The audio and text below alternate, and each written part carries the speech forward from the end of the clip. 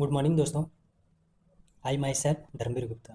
Today we are going to study about figure of speech such as assonance and alliteration.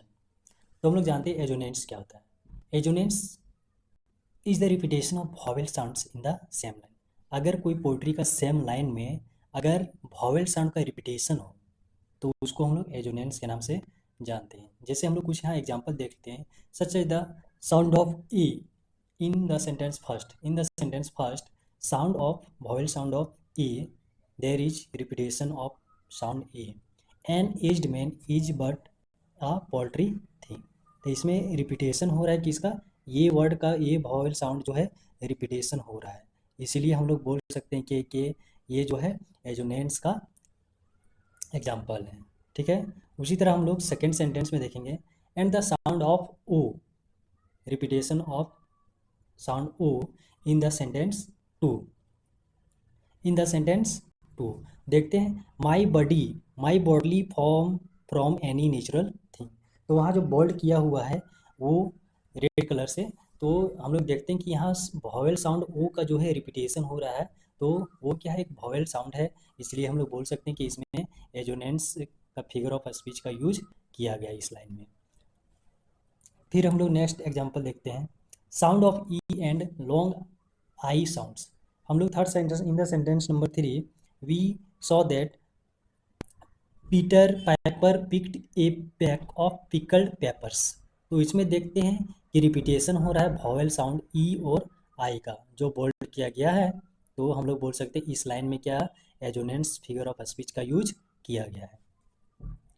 फिर देखते हैं repetition of E sounds. Repetition of E sounds in the sentence number 4 Sally sells sea sells beside the sea शोर।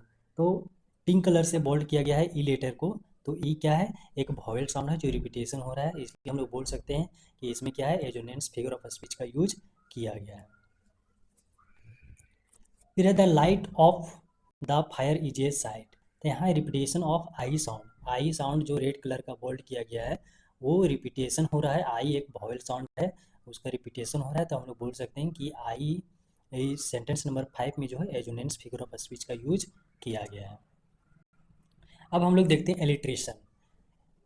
एजोनेंट्स के ही just opposite type का होता है alliteration. एजोनेंट्स में क्या होता है, वॉवेल साउंड का यूज किया जाता है, एक ही सेंटेंस में अगर वॉवेल साउंड का रिपीटेशन हो तो हम लोग एजोनेंट्स बोलते हैं, और उसी के अपोजिट बोल सकते हैं एलिट्रेशन। एलिट्रेशन क्या होता है, alliteration is the repetition of consonant sound in the same line in quick succession. Quick succession मतलब कॉमा हो गया, फिर सेंटेंस जो है कंटिन्यू रहे, अगर उसमें जो है कॉन्सोनेंट साउंड का जो है यूज किया गया हो तो उसको हम लोग बोल सकते हैं कि इस लाइन के सेंटेंस में एलिट्रेशन फिगर ऑफ स्पीच का यूज किया गया है। तो कॉन्सोनेंट साउंड का अगर रिपीटेशन हो रहा है तो हम लोग बोल सकते हैं कि ये एलिट्रेशन फिगर ऑफ स्पीच का यूज किया गया। जैसे हम लोग कुछ एग्जांपल देख लेते हैं इसमें। Repetition of C sound in the sentence number first क्या चीज़ है, Clary closed her cluttered closet. तो यहाँ बोल्ड किया गया है सी लेटर को, सी लेटर जो है हर वर्ड में जो है रिपीटेशन हो रहा है, तो सी क्या है, कॉन्सोनेंट साउंड है, तो कॉन्सोनेंट साउंड का रिपीटेशन हो रहा है, तो इसीलिए हम लोग बोल सकते हैं एलिट्रेशन का फिगर ऑफ स्पीच का यूज किया गया है सेंटेंस नंबर 1 में। फिर सेंटेंस नंबर 2 है repetition of L sounds in the sentence number 2।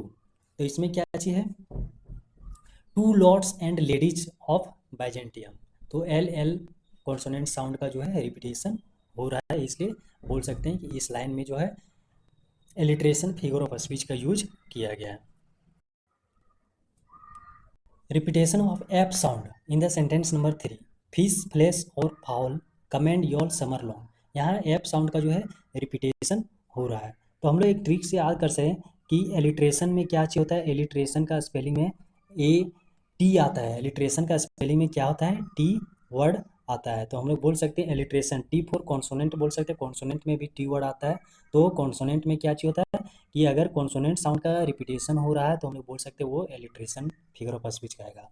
और एजोनेंट्स में तो टी नहीं आता है, तो हम लोग बोल सकते हैं कि एजोनेंट्स में वो आता है, तो वो फॉर वॉवेल में भी वो आता है, तो हम लोग याद रख सकते हैं एजोनेंट्स वॉवेल साउंड का रिपीटेशन अगर हो तो उसको हम लोग एजोनेंस बोल सकते हैं। ये एक कंसेप्ट है, अगर कन्फ्यूजन हो तो माइंड में सेट हो जाएगा।